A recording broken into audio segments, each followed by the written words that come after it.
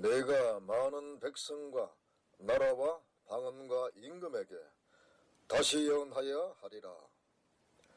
You must prophesy again about many peoples, nations, languages, and kings.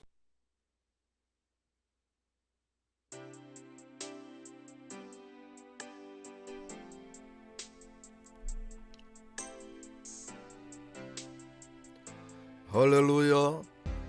주님의 평강이 계시록 강의를 시청하시는 모든 분들에게 충만하시기를 축복합니다. 그동안 이사야서 강해에 올인하는 관계로 계시록 강의를 상당한 기간 동안 올리지 못하다가 다시 올리게 되어 주님께 먼저 감사를 드립니다. 이 시간은 계시록 제43강에 이어지는 제44강으로 말씀의 제목은 칠두 식각 짐승이 받은 권세와 사역이라는 제목으로 말씀을 증거하겠습니다. 성도 여러분, 동역자 여러분, 계시록에는 많은 전쟁이 계시되어 있습니다. 그 중에서도 특히 재림 주님을 영접하는 신부 성도들은 예언된 두 번의 큰 영적 전쟁을 반드시 치러야 합니다. 그 첫 번째 전쟁은 여섯째 나팔 끝에 두 증인과 짐승 간의 전쟁이고, 그 다음 두 번째 전쟁은 일곱째 나팔 끝 시점의 아마겟돈 전쟁입니다. 이 전쟁의 대상자는 일곱 머리 열뿔 짐승의 마지막 머리가 되는 일곱 번째 짐승 정권으로 동일합니다. 오늘 이 시간 말씀을 통하여 하나님의 허락 속에 등장하는 짐승 정권이 붉은 용을 통하여 받을 권세와 그 사역의 모습을 바르게 분별하고 이 짐승의 권세를 이길 수 있는 하나님의 권세를 받아 승리하는 종들이 되시기를 주님의 이름으로 축복합니다. 아멘.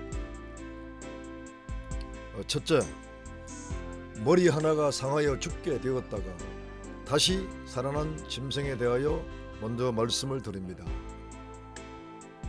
계시록 13장 3절을 보면 칠두 식박 짐승이 그 머리 하나가 상하여 죽게 되었다가 다시 살아남으로 온 세상이 그 짐승을 이상히 여기면서 짐승을 따르는 모습을 보게 됩니다. 그 머리 하나가 상하여 죽게 된 짐승은 누구를 말합니까? 작은 첫 번째로 상한 머리 하나는 마지막 일곱 번째 머리의 짐승입니다. 두 번째로 머리가 상하여 죽게 된 것 같다는 말씀은 무엇을 의미할까요? 그동안 계시록을 강의하시는 분들 가운데 이 말씀의 의미를 네로 저연설로 보거나 혹은 가톨릭 교회의 초기 교황들, 즉 그레고리 7세에서 이노센트 3세까지 보기도 하며, 혹은 적그리스도가 총상을 입고 죽었다가 다시 기적적으로 살아남으로 온 세상이 그를 따른다고 해석한 분도 계셨습니다. 그러나 일곱 머리는 역사적으로 구약 선민과 교회를 박해한 짐승 정권으로 필자는 이미 말씀을 드렸습니다. 그렇기 때문에 일곱 번째 머리가 상하여 죽게 된 것은 결코 한 개인 인물 중심으로 해석하면 안 되고 국가적 차원에서 해석을 해야만 됩니다.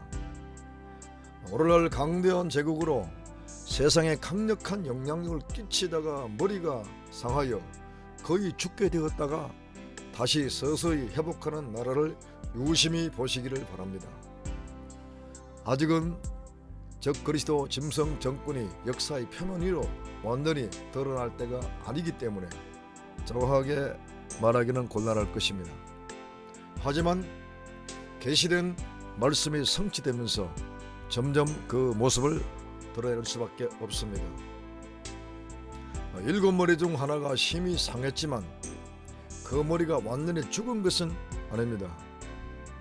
한 나라의 국력이나 국권이 심히 쇠약한 상태에 빠졌다가 다시 회복되는 강대국들을 유심히 살펴보시기를 바랍니다. 한 나라의 국력이 심히 상할 경우는 큰 전쟁이나 어떤 정변이 일어날 경우일 것입니다. 자, 오늘이라는 시점으로 기준으로 볼 때 몇몇 나라를 생각할 수가 있을 것입니다.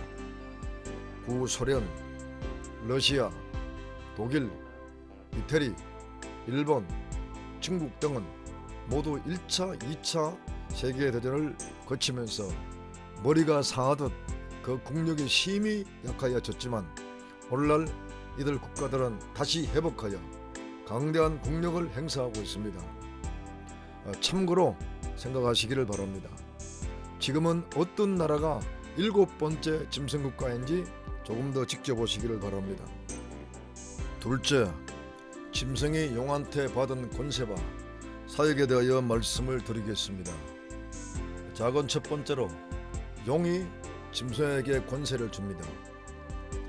마지막 짐승이 거의 죽게 될 만큼 심히도 상했지만 다시 회복함으로 수많은 나라들과 사람들이 그를 따르는 것은 붉은 용이 짐승에게 세상의 부여와 강력한 권세를 주었기 때문입니다. 붉은 용이 짐승에게 큰 권세를 준 것은 정치적인 파워나 경제적인 파워 그리고 군사적인 파워가 될 것입니다. 그런데 계시록 13장 5절에 기록된 말씀을 보면 큰 말과 참남된 말하는 입을 짐승이 받았다고 한 것을 보게 됩니다. 작은 두 번째로 짐승이 큰 말과 참남된 말하는 입을 용을 통해서 받습니다.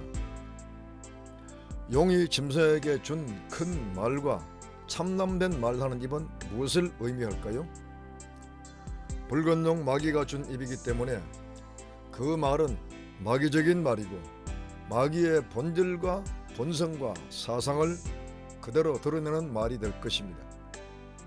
그리고 큰 말은 온 세상의 열국들과 왕들과 백성들이 두려워하고 복종할 수밖에 없는 말이 큰 말입니다.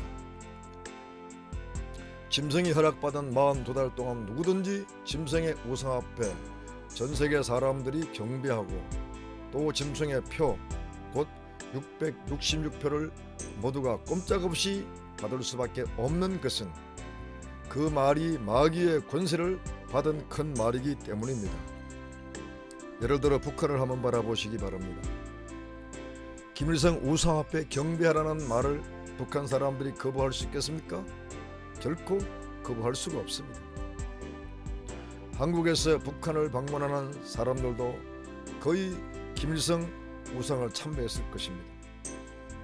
심지어 많은 목사님들도 참배했다는 말을 듣기도 했습니다. 그리고 참남된 말하는 입의 참남은 하나님의 신성을 모독하는 말입니다.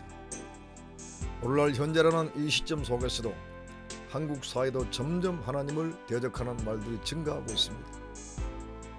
짐승의 때가 되면 짐승 정권은 하나님의 신성을 모독하는 말을 거침없이 할 것입니다. 작은 세 번째로 짐승이 42달 일할 권세를 용으로부터 받습니다. 짐승이 통치하는 42달 기간도 용으로부터 받은 권세의 기간입니다. 물론 이것은 어디까지나 하나님의 주권 속에서 허락되어진 기간입니다. 하나님께서 짐승에게 42달의 기간을 허락하신 이유는 분명히 있습니다. 붉은 용을 통하여 42달 일할 기간을 허락받은 그 기간 동안 짐승의 권세는 하늘을 찌를 듯 할 것입니다. 이로 인해 수많은 교회들이 피해를 보고 수많은 종들이 박해를 받습니다. 이와 같은 현상은 본문 5절과 7절의 말씀 곧 짐승이 42달 일할 권세를 받아 성도들과 싸워 이기게 되고 라는 말씀이 증명을 해주고 있습니다. 그러나 짐승 정권이 엄청난 권세를 가지고 성도들을 박해하지만 그 속에서 마지막 순교자 동무 종들의 숫자를 채우시려는 주님의 뜻이 성취가 됩니다. 7절의 말씀에서 짐승이 성도들과 싸워 이긴다는 말씀은 육적으로는 짐승의 승리 같지만 영적으로는 성도의 승리를 의미합니다. 마지막 순교자들은 대환란에서 진정한 승리자들입니다. 그리고 이 말씀은 휴거가 결코 대환란 전이 아니라는 사실을 증명합니다. 대환란 속에서 마지막 순교자들의 숫자가 채워지고 나면 주님은 공중에 강림하시고 성도들은 모두 휴거합니다. 그리고 짐승을 통한 대환란은 전 세계 모든 교회들 가운데 참된 교회와 거짓된 교회가 완전히 갈라지는 계기가 됩니다. 이것이 짐승 정권에게 권세를 허락하신 중요한 이유입니다. 과연 환란이 없는데 참된 교회와 참된 성도들을 구별할 수가 있겠습니까? 과연 죽음에 이르는 박해가 없는데 순교자들이 어디에서 나오겠습니까? 성령의 능력으로 마지막까지 성도들의 인내와 믿음으로 승리하시기를 예수님의 이름으로 축복합니다. 혹시 여러분들 가운데 감상적인 신앙으로 주님께서 자신의 필요산 교회가 대환란의 고통 속에 빠지는 것을 차마 볼 수가 없기 때문에 교회가 대환란 전에 휴거한다는 말에 속지 마시기를 바랍니다. 휴거의 때와 법을 변개코자 하는 마귀의 속임수에 모두 조심하시고 때를 잘 분별하시기를 바랍니다. 성도 여러분, 짐승이 통치하는 그날에 짐승의 권세와 짐승의 정책 앞에 무릎 꿇은 교회나 종들은 모두 가짜입니다. 가라지 같은 가짜들은 결코 하나님의 나라에 들어가지 못합니다. 이들은 그 이름이 생명책에 기록되지 못한 가짜들입니다. 그러나 생명책에 그 이름이 확실하게 기록된 참된 성도들이나 종들은 결코 짐승의 권세 앞에 무릎을 꿇지 않고 끝까지 어린 양 예수님만 경배합니다. 참으로 하나님의 경륜은 너무나 놀랍습니다. 마지막 대환란기까지 하나님은 당신의 거룩한 종들과 거룩한 백성들을 얻고자 역사를 하고 계십니다. 사랑하는 성도 여러분, 동역자 여러분, 우리들은 어린 양 예수님만 경배하고 그분만을 높이고 찬양하는 삶을 지금부터 더욱 살아야 합니다. 진실한 경배의 삶, 승리하는 예비의 삶 속에서 마귀의 권세받은 짐승 정권을 능히 이길 하나님의 권세로 무장되시기를 주님의 이름으로 축복합니다. 마지막 영적 전쟁터에서 하늘 권세를 힘입지 않고는 결코 짐승 정권을 이길 수가 없습니다. 모세가 애굽의 바로왕을 이긴 것을 생각해 보시고 엘리야가 아합왕과 이세벨의 권세를 이긴 것을 바라보시기를 바랍니다. 하나님은 모세 때보다 엘리야 때보다 더 큰 권세를 마지막 시대의 종들에게 주시려고 기다리십니다. 거룩한 종들을 기다리시는 주님 앞에 오늘이 거룩한 종의 모습으로 준비되시기를 주님의 이름으로 간절히 축복합니다. 성도 여러분, 오늘 강해 속에서 핵심사항 5가지 정도를 요약하여 한 번 더 말씀을 드리겠습니다. 마지막 영적 전사의 거룩한 영성으로 변화되기 위하여 여러분들의 기도의 제목으로 삼으시기를 간절히 바랍니다. 첫째, 칠두 식각 짐승은 짐승 본래의 모습과 본질대로 역사합니다. 그러나 우리 주님의 종들은 주님의 모습과 본질대로 역사하는 것이 너무나 마땅합니다. 그런데 과연 당신 모습 속에서 주님의 모습이 지금 나타나고 있습니까? 두 번째, 마지막 7째 머리 짐승도 거의 죽었다가 다시 살아나서 역사를 하고 있습니다. 이 짐승과 사울 진리의 용사도 주님과 함께 죽었다가 부활하지 않으면 결코 사와 이길 수가 없습니다. 생명의 부활, 권능의 부활은 나의 옛사람의 죽는 십자가 죽음을 체험할 때 나타나기 시작합니다.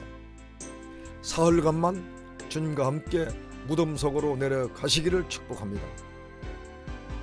세 번째, 마지막 증인들은 짐승 정권과 똑같이 일할 기간 1260일을 주님은 주십니다.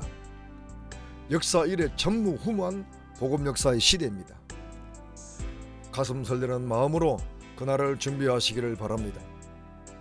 네 번째, 하늘에 속한 성도들은 땅에 속한 짐승에게 핍박을 받고 회방을 받는 것은 너무나 당연합니다.